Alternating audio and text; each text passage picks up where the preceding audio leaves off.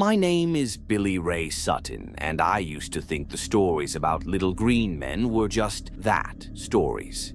That was before the night they came to our farm. This is the truth about what happened in Kelly, Kentucky in 1955. The truth about the creatures that came out of the dark, and why they're still out there. It was a warm August night. My family and I were sitting on the porch, enjoying the cool breeze when we saw it. A bright light streaking across the sky. At first, we thought it was a shooting star, but then it stopped, hovered, and slowly descended into the woods behind our house. We didn't think much of it. Not until the dogs started barking. They were howling like I'd never heard before, their fur standing on end. And then they went silent. That's when we saw them. They came out of the woods one by one. Small, no more than 3 feet tall, with glowing yellow eyes and skin that shimmered like metal. Their arms were too long, their heads too big, and they moved wrong, jerky, like puppets on strings. We called them goblins. At first, we thought they were animals, maybe some kind of mutated raccoon. But then they started walking on 2 legs, and then they started coming toward the house. We grabbed our guns and fired. I'll never forget the sound, the bullets hitting them, ringing out like metal on metal. But it didn't stop them. They just kept coming, climbing the walls, peering in the windows, their eyes glowing in the dark. We barricaded ourselves inside, but they found ways in, through the cracks, under the doors. They didn't hurt us, not physically, but the way they looked at us. It was like they were studying us, like we were the animals. And then, just before dawn, they left. We thought it was over. We were wrong. The next night, they came back, and the night after that. We called the police, but by the time they arrived, the creatures were gone. They didn't believe us. Said we'd been drinking, seeing things. But we weren't the only ones. Neighbors reported strange lights. Livestock went missing. And the woods, they were never the same. The trees looked twisted, like they'd been bent by some unnatural force. And the air, it smelled like ozone, like the air after a lightning strike. We moved away not long after. No one ever believed us, but sometimes on quiet summer nights, I still hear the dogs barking, and I wonder if they're still out there, watching, waiting. If you ever see lights in the sky or hear the dogs go silent, don't go outside, don't look for them, because once they see you, they never let go.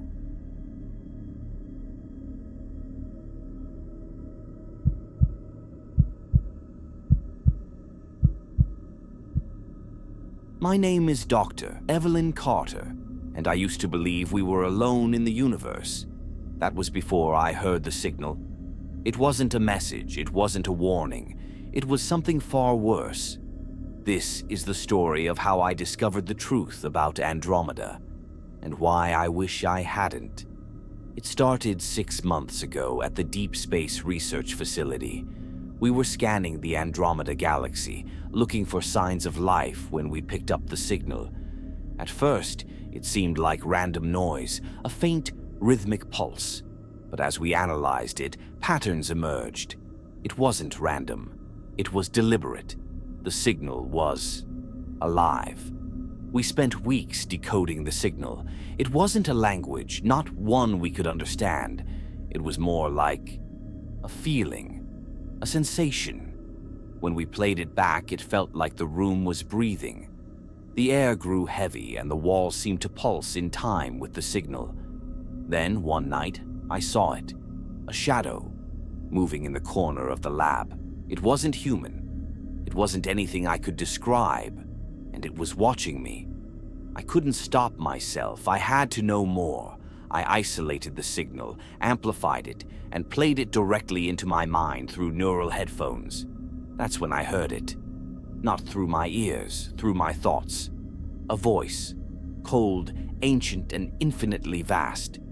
"We see you," it said. "We have always seen you." And then it showed me.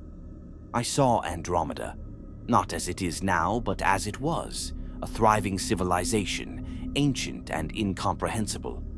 I saw their cities, their machines, their gods, but I also saw their end. Something came for them, something even they couldn't understand. A force that consumed stars, erased galaxies, and left nothing but silence. And now, it's coming for us. I shut down the project, destroyed the data. But it was too late. The signal, it's still here, in my mind, in the air. I hear it everywhere, in the static on the radio, in the hum of the streetlights, in the silence of the night. And I see them, the shadows. They're closer now, watching, waiting. They're not from Andromeda. They're what destroyed Andromeda. And they've found us. If you ever hear a signal like this, don't listen. Don't try to understand. Because once you do, they'll know you're there, and they'll come.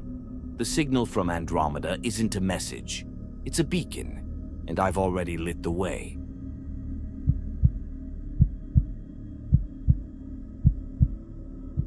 My name is Sarah, and I used to think the snow was beautiful. That was before the night they came. It wasn't a spaceship. It wasn't a beam of light. It was something far quieter, something that didn't want to be seen. This is the story of what happened in the snow, and why I can never look at it the same way again. It started on a quiet winter evening. The snow had been falling for hours, blanketing the town in silence. I was alone in my cabin, reading by the fire, when I heard it, a soft crunching sound outside. At first, I thought it was an animal, maybe a deer or a fox, but the sound was wrong, too deliberate, too rhythmic. I peered out the window, but the snow was falling too heavily to see anything. That's when I noticed the footprints. They weren't human. They were too large, too far apart, and shaped like nothing I'd ever seen. And they were leading straight to my door. I locked the doors, closed the curtains, and tried to convince myself it was nothing. But the crunching sound didn't stop. It circled the cabin, slow and methodical, like it was studying me. Then the knocking started. It wasn't loud or aggressive.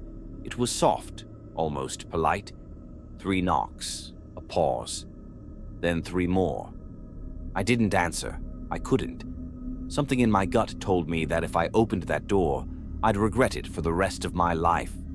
But then, I heard the voice. It wasn't coming from outside. It was inside my head, cold, calm, and utterly alien. "We only want to talk," it said. I don't know how long I sat there, frozen in fear, as the voice whispered to me. It didn't threaten, it didn't demand, it just talked. About the stars, about the snow, about me. It knew things it shouldn't have known, things I'd never told anyone. And then, just before dawn, it stopped. The knocking, the voice, the crunching in the snow. I thought it was over. I was wrong. The next night, the snow stopped. The air was still, the sky clear. I thought I was safe. But then I saw them. Figures, standing at the edge of the woods, tall, slender, and impossibly still. Their skin was pale, almost translucent, and their eyes were black, endless. They didn't move. They didn't speak. They just watched. I called the police, but when they arrived, the figures were gone. The officers searched the area, but they found nothing. No footprints, no signs of life. They thought I was crazy. Maybe I was. But that night, the voice returned. "You shouldn't have called them," it said. "Now we have to hurry." And then, the snow began to fall again. I don't remember much about the last night, just flashes, the sound of the door creaking open, the cold air rushing in, the figures standing in my living room, their black eyes fixed on me. They didn't hurt me. They didn't even touch me. They just showed me things. Visions of a world buried under endless snow, A world where the sky was always dark and the air was always cold. A world where they had been waiting, watching, and then they left. When I woke up, the snow had stopped. The cabin was empty. But something was different. The cold. It never went away. I moved away from the cabin. I thought I could leave it behind. But the cold follows me. It's in my dreams, in my thoughts, in the air I breathe. And sometimes, on quiet winter nights, I hear the voice again. We're still here, it says, and we're waiting. If you ever see figures in the snow, don't look at them. Don't listen to them, because once they see you, they never let go.